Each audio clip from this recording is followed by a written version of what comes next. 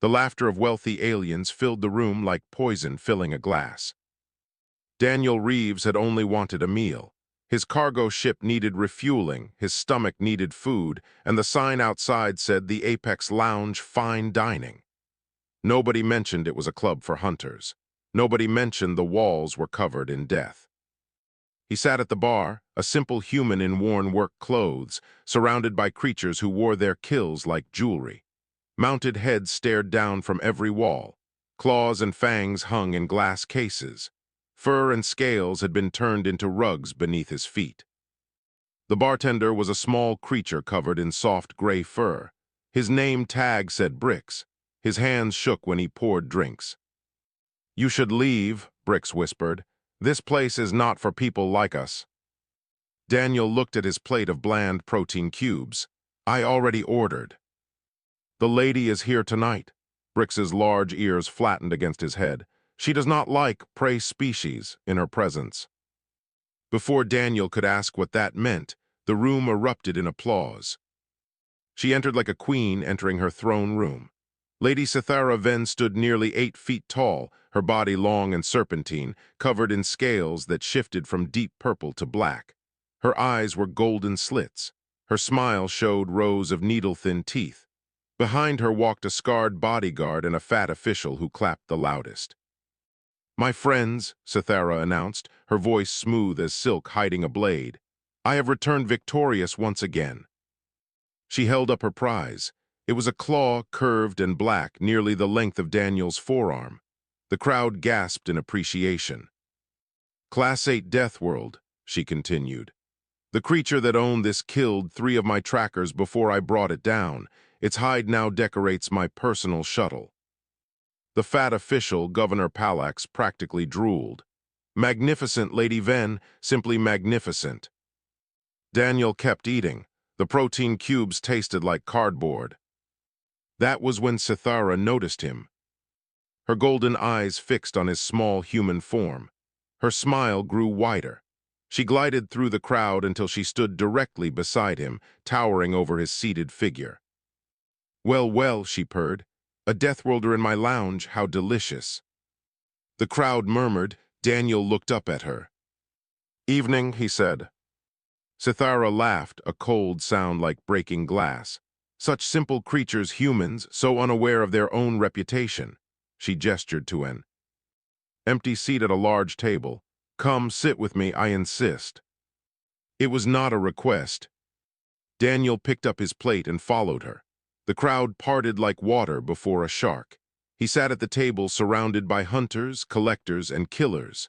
Cythera took the seat of honor, her bodyguard Wren standing behind her like a living shadow. "Do you know what I do, little human?" Cythera asked. "The walls give me some idea." Another cold laugh. "I hunt. I travel to the most dangerous worlds in the galaxy and I take trophies from the most dangerous creatures." She leaned closer. "I have visited 3 death worlds and claimed prizes from each. Class 6, Class 7, Class 8. "Earth is Class 12, someone whispered. Cythera's eyes gleamed. "Yes, that is why I find you so fascinating. Your species survived a world that should have killed you 1,000 times over. You are prey that became predator." She sipped her drink. "Tell me, do humans hunt?" Daniel set down his fork. "We used to." "Used to." "We killed all the dangerous things, or we made them into pets." The table went quiet. Cythera's smile flickered for just a moment. "How very thorough," she said. Governor Palax laughed nervously, breaking the tension. "The lady is being modest. She hunts more than mere animals. Tell him about Vorath Minor, my lady. Tell him about the primitives." Daniel's hands went still. Cythera's smile returned, darker now. "Ah yes, the primitives." She reached into a pouch at her side and pulled out a string of small objects. They clinked together like wind chimes. "From Vorath Minor, a Class 7 world, the natives were barely sapient. Strong, yes. Dangerous, certainly, but so very primitive." She held up the string. Daniel saw teeth, claws, and something else. A bracelet. Small, handmade, woven from colored threads in a pattern he recognized. a pattern his sister had learned at summer camp when she was 12 years old. His face showed nothing. His hands did not shake, but something behind his eyes went very, very cold. They screamed in such interesting ways, Cythera continued. Not like animals, almost like real people. She laughed. The crowd laughed with her. Daniel stood up. "Thank you for the meal," he said. His voice was perfectly calm. "I should return to my ship." Cythera raised an eyebrow. "So soon? I was just getting started. I leave tomorrow for Hargan Prime, another Deathworld, another trophy." She smiled at him. "Perhaps someday I will visit Earth." Daniel looked at her, looked at the bracelet in her hand, looked at the trophies on her walls. "Perhaps," he said. And then he walked out into the station corridor, leaving behind a room full of predators who had no idea they had just met something far more dangerous than anything on their walls. Ren watched him go. Something cold settled in his stomach. The human had not been afraid. The human had been patient. And in Ren's experience, patient predators were the ones you never saw coming. The corridor lights hummed above Daniel's head as he walked. His boots made no sound on the metal floor. Around him, alien species hurried past on their own business, ignoring the quiet human in worker clothes. He found a viewing window and stopped. Stars stretched out forever in the darkness. Somewhere out there, on a world called Vorath Minor, his sister had died screaming while a monster took trophies from her body. Hannah had been 23. She had joined a frontier colony program to help build new settlements on distant worlds. Her last message had been full of excitement about the alien wildlife, the strange plants, the adventure of it all. Then nothing. The official report said animal attack. The colony said they never found the body. Daniel had spent 3 years searching for the truth. 3 years following rumors of illegal hunting operations. 3 years tracking ships and manifests and whispered stories about wealthy aliens who hunted sapient beings for sport. Tonight, he had found the monster who killed his sister. He closed his eyes. Hannah's bracelet. She had made it at summer camp when they were kids. She had worn it every day since then, even into space, even to the frontier. And now it hung from Lady Cythera Ven's collection like a cheap decoration. His communicator buzzed. He answered. "Did you find anything?" The voice belonged to a woman named Iris, coordinator for a network that called itself the Collective. Humans and allied species who tracked illegal hunting operations. "I found her," Daniel said. Silence. Then, "Are you certain?" "Hannah's bracelet. She has Hannah's bracelet." More silence. "Daniel, what are you going to do?" He watched the stars. "What I came here to do, expose her, all of them, make sure everyone knows what they are." "Not revenge." Daniel thought about it. He thought about walking back into that lounge with a weapon. He thought about how easy it would be, how satisfying. "No," he said finally. "Hannah wouldn't want that. She would want justice, real justice." "Then we're with you, whatever you need." Daniel ended the call and turned back toward the lounge. The crowd had grown larger when he returned. Cythera was showing off more trophies, telling more stories, basking in admiration. She noticed him immediately. "The human returns," she announced with amusement. "Could not stay away." Daniel walked to her table and sat down.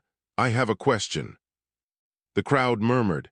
Cythera's bodyguard Ren tensed slightly. Governor Palex looked nervous. "A question?" Cythera leaned forward, entertained. "How charming, ask." Daniel looked at the string of trophies still hanging from her hand. Teeth, claws, a bracelet made by a 12-year-old girl who had wanted to be an explorer. "The primitives you hunted on Vorath Minor," he said. His voice was quiet, calm. "Did any of them have families waiting for them?" The lounge went silent. Cythera's smile froze on her face. For one moment something flickered in her golden eyes. Not guilt, not shame, just surprise that anyone would ask such a thing. "Families," she laughed, but it sounded forced. "They were primitives, barely more than animals. What does it matter if—" "It matters." The words were simple, Not loud, not angry, just certain. Ren's hand moved toward his weapon. The crowd shifted uncomfortably. Governor Palex dabbed sweat from his forehead. Sithara studied Daniel with new interest. You are strange, little human. You sit among predators and ask about the feelings of prey. Do you think yourself different from us? Your species conquered your planet. You drove countless creatures to extinction.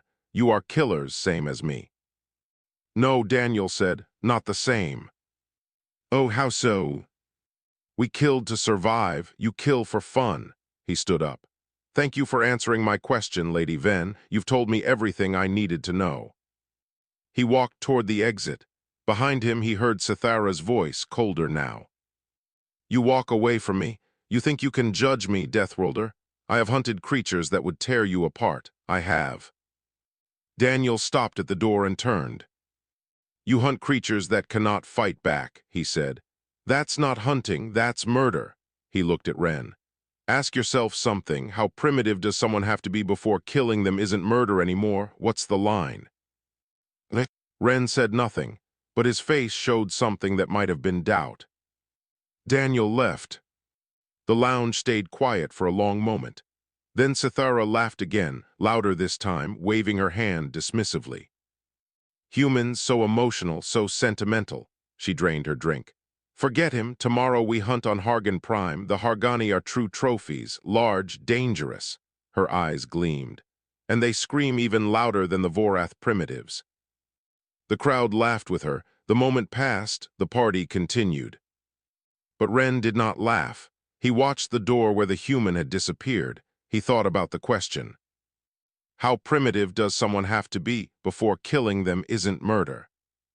For the first time in his long career as a hunter's bodyguard, Ren did not have an answer, and that bothered him more than he wanted to admit. Somewhere in the lower levels of Meridian Station, between rusted cargo containers and humming power lines, a small freighter sat in its docking bay. The name painted on its hull read, Quiet Dawn. Daniel worked through the night. His cabin was covered in screens showing files, photographs, shipping records, and news reports. 3 years of investigation spread across every surface.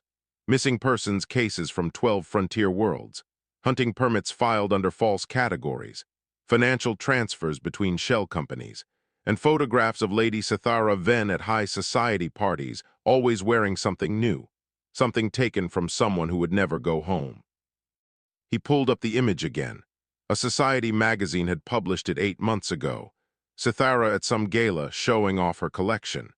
And there, barely visible in the corner of the frame, hung a small woven bracelet. Daniel touched the screen. Found you, Hannah, he whispered. Finally found you. His communicator buzzed. A message from the collective. Package delivered. Recording equipment hidden in cargo shipment to the Gilded Fang. Activation code attached. Be careful. He allowed himself a small smile. Tomorrow, Sithara's hunting ship would load supplies for the journey to Hargan Prime. Hidden among those supplies would be tiny cameras and microphones, not weapons, evidence. A knock came at his door. Daniel's hand moved to the tool at his belt. It could pass as a repair device. It could also disable a person's nervous system for 10 minutes. Who's there? Old Moss from the docks. Daniel relaxed slightly and opened the door. The creature outside looked like a boulder covered in gray-green moss with 2 small eyes peering out from cracks in the stone. Old Moss had worked these docks for 60 years. He saw everything. He said little. People asking about you, Old Moss rumbled. Security officer, Kaldrathi bodyguard, both came to the loading cruise, wanted to know what cargo you carry, where you've been. What did you tell them? Nothing. Dock workers don't talk to hunters. Old Moss shifted his weight. You're planning something human. I've seen that look before, seen it in prey animals who decide to stop running. Daniel leaned against the doorframe. I'm not prey. No, Old Moss agreed. That's what worries me. The hunters don't understand what humans really are. They see soft skin and flat teeth and think easy kill. They don't know about persistence hunting. They don't know your species used to chase animals until the animals died from exhaustion. The old creature's eyes glittered. They don't know you never stop. The lady killed someone I loved. I figured as much. Old Moss began shuffling away. Watch the bodyguard, Ren. He's not like the others. He's got doubt in him. Doubt can be useful. Then the old creature was gone, vanishing into the maze of cargo containers. Daniel returned to his work. He had one more thing to arrange. Meanwhile, on the upper levels, Security Officer Yenna reviewed her investigation files. The canine-like officer prided herself on thoroughness. Something about the human bothered her. His records were perfect, too perfect. No violations, no complaints, a clean history stretching back years. Real people were never that clean. She pulled up his cargo manifests, standard goods, legal shipments, proper documentation. But she noticed something odd, his shipping routes. Over the past 3 years, Daniel Reeves had visited every station and world where Lady Sithara had docked her hunting vessel. Every single one. Coincidence? Yenna did not believe in coincidences. She sent a message to Ren, the lady's bodyguard. We should talk. The human is not what he appears to be. Ren read the message in his quarters aboard the Gilded Fang. He had not slept well. The human's question kept echoing in his mind. How primitive does someone have to be before killing them isn't murder? He had served Sithara for 12 years. He had watched her hunt. He had told himself it was fine. The targets were primitives, barely sapient, not really people. But he had heard them scream. He had seen them cry. He had watched them try to protect their young. Animals did that too, he had told himself. It meant nothing. But what if it did? He met with Officer Yenna in a quiet corner of the station. She showed him what she had found, the human's roots, the pattern. He's tracking her, Yenna said. Has been for years.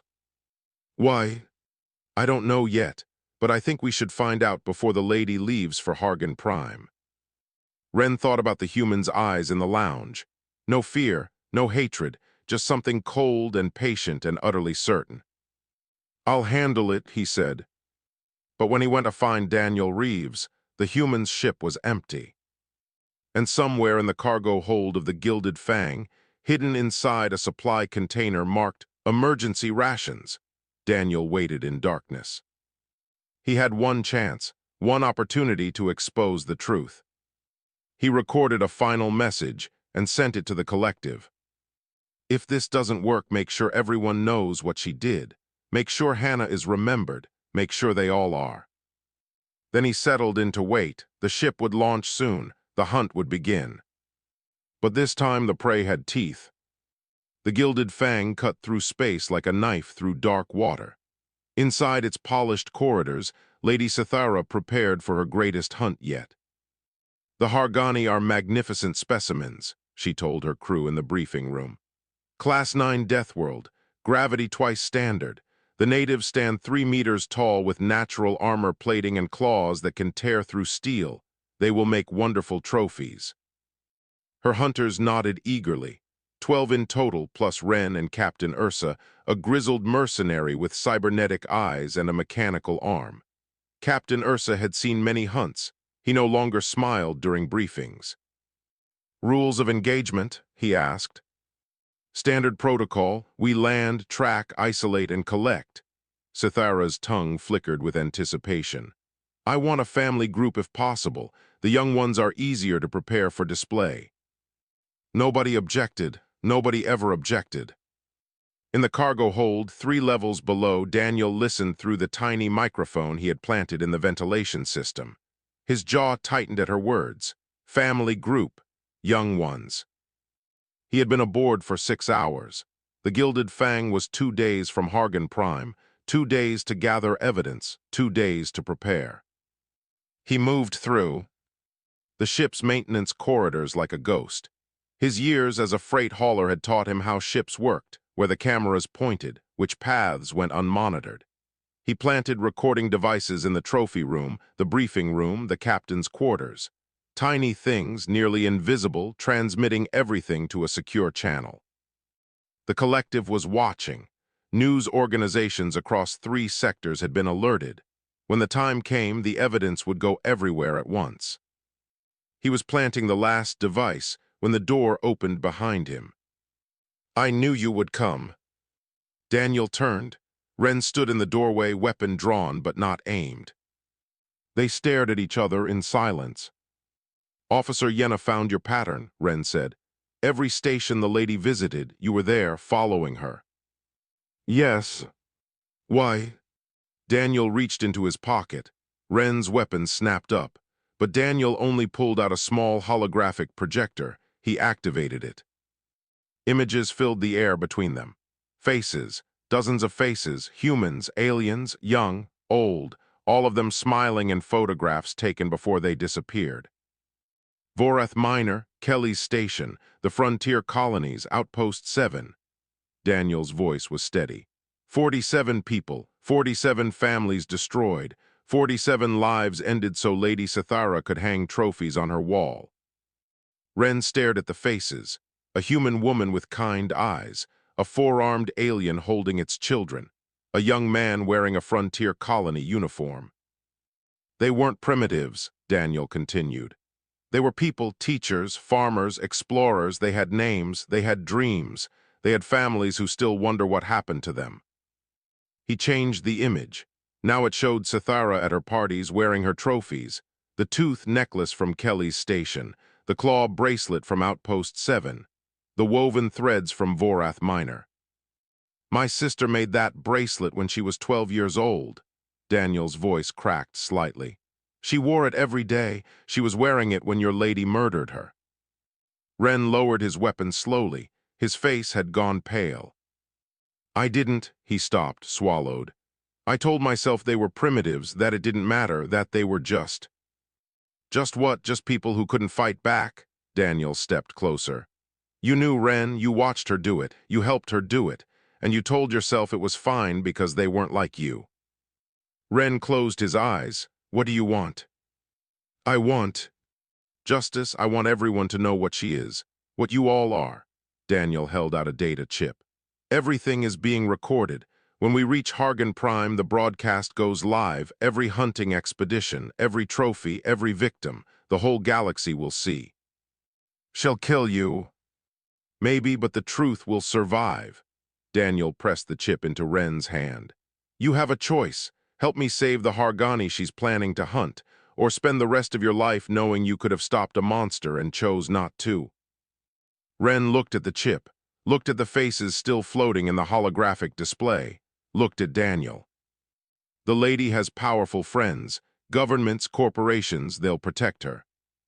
"Not from this, not from evidence this clear." Daniel deactivated the projector. "Make your choice, Ren. What kind of person do you want to be?" He walked past the bodyguard and disappeared into the maintenance corridor. Ren stood alone in the empty room, the data chip heavy in his hand. The faces of 47 victims burned into his memory. How primitive does someone have to be before killing them isn't murder? The question had an answer now. The answer was nobody. No one was primitive enough. Murder was murder. Ren made his choice. Hargan Prime was beautiful and deadly in equal measure. The jungle stretched in every direction beneath a yellow-green sky. Trees grew hundreds of meters tall, their trunks thick as buildings, their roots creating caves and tunnels across the forest floor. The air was thick with moisture and the screams of animals that evolution had designed to kill. Gravity pressed down on the hunting party like an invisible hand. Even with their powered suits, the hunters moved slowly, carefully. One wrong step could mean a broken bone. One moment of carelessness could mean death. Lady Sithara loved it. "Perfect," she breathed, her serpentine body coiled comfortably in her custom-designed exosuit. "Can you feel it? The danger, the challenge. This is what life is meant to be." Her 12 hunters spread out through the undergrowth, scanners active, weapons ready. Captain Ursa coordinated from the rear, his cybernetic eyes tracking everything. They were hunting the Hargani. Daniel followed at a distance, moving through the jungle without powered armor, relying only on human endurance and the skills his species had developed over millions of years of hunting on their own Deathworld. his muscles. Burned against the gravity, his lungs worked hard in the thick air, but he did not stop. Humans never stopped. The hunting party found their targets within 2 hours. A family group of Hargani, exactly what Cythera wanted. 5 adults and 2 young ones gathered around a stream in a small clearing. They were magnificent creatures, towering figures with gray-green armored skin, 4 powerful arms, and faces that held obvious intelligence. They spoke to each other in low, rumbling tones, sharing food, grooming each other's hard-to-reach plates. One of the young ones splashed in the stream, while an adult watched with what could only be called fondness. Cythera raised her hand. The hunters circled the clearing, taking positions, preparing to spring the trap. "Wait for my signal," she whispered through the comm. "I want the large male and both juveniles, kill the rest." Daniel watched from his hidden position in the trees above. His heart pounded. His hands trembled, not from fear, from rage carefully controlled. He activated the broadcast. Across 3 sectors, screens flickered to life. News channels, social feeds, government monitors. All of them suddenly showing the same image. A clearing on Hargan Prime, a family of intelligent beings about to be slaughtered, and Lady Cythera then giving the order. "Now," Cythera commanded. The hunters moved forward, and Daniel stepped out of hiding. "The galaxy is watching, Lady Ven." His voice rang out across the clearing. The hunters froze. Cythera spun toward him, her golden eyes blazing with fury. "You," her voice was pure venom. "How did you? 3 years of following you, thousands of hours of evidence, recordings from your trophy room, shipping manifests for what you called exotic goods, testimony from dock workers who loaded your kills." Daniel held up his communicator. "Right now, billions of beings are watching this broadcast. They're seeing exactly what you are." The Hargani had noticed the intruders. The adults formed a protective circle around the young ones, rumbling warnings. "Kill him," Cythera ordered. Captain Ursa raised his weapon, then he lowered it. "No." "What?" "I've done many things I'm not proud of," the old mercenary said slowly, "but I won't commit murder on a live broadcast to every news agency in the sector." He stepped back. "This hunt is over." Other hunters followed his lead, lowering their weapons, backing away. They were killers, but they weren't stupid. Their careers, their freedom, their lives depended on nobody knowing what they really did. Now everybody knew. Cythera screamed in rage. She grabbed a weapon from the nearest hunter and aimed it at Daniel. The jungle exploded. Hargani warriors emerged from the trees. Not primitives, not animals, soldiers. They carried weapons that seemed to grow from their very arms, biological technology perfectly merged with living tissue. They had been watching. They had been waiting. They had understood every word. The hunters scattered in panic. The warriors did not chase them. Instead, they formed a wall between Cythera and their family group, their deep voices joining in a rumbling chant that shook the ground. Daniel stood still as chaos swirled around him. A Hargani warrior approached, towering over him, its 4 eyes studying his small human form. It spoke. The translator in Daniel's ear converted the rumbles to words. "You warned us." "I tried." "Why, you are not Hargani." Daniel looked at the family group behind the warriors.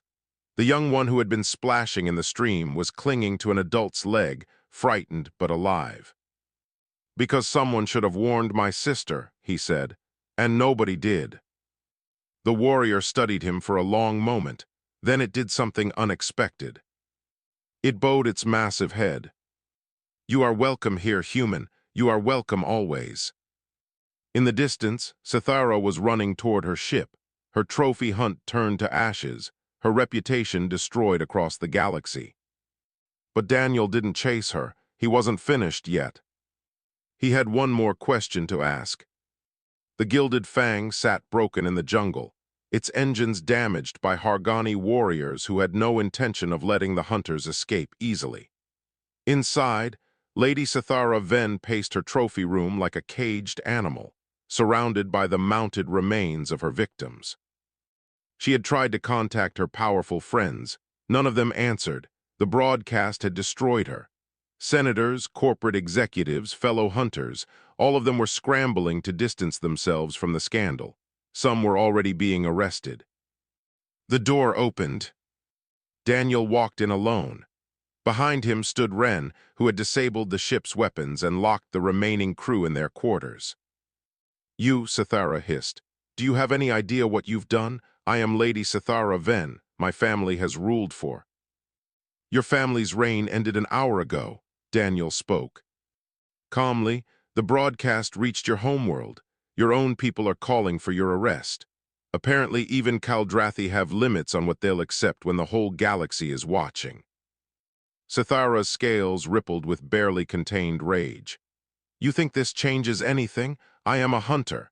It is what I was born to do, what I was bred to do. The strong take from the weak. That is the natural order." Daniel walked slowly around the trophy room, looking at each mounted head, each preserved claw, each piece of stolen jewelry. He stopped in front of a small woven bracelet mounted in a glass case. "Where did you find her?" he asked quietly. "Who?" "The human woman who owned this bracelet. My sister, Hannah." Sithara paused. Something flickered in her golden eyes. Recognition, pleasure at the memory. "Vorath Minor, she was part of a frontier colony. We tracked her group for 2 days." A cruel smile crossed her face. "She was faster than the others, more determined. She kept trying to lead us away from her companions, a noble instinct, useless but noble." Daniel's hands curled into fists at his sides, but he did not move, did not attack.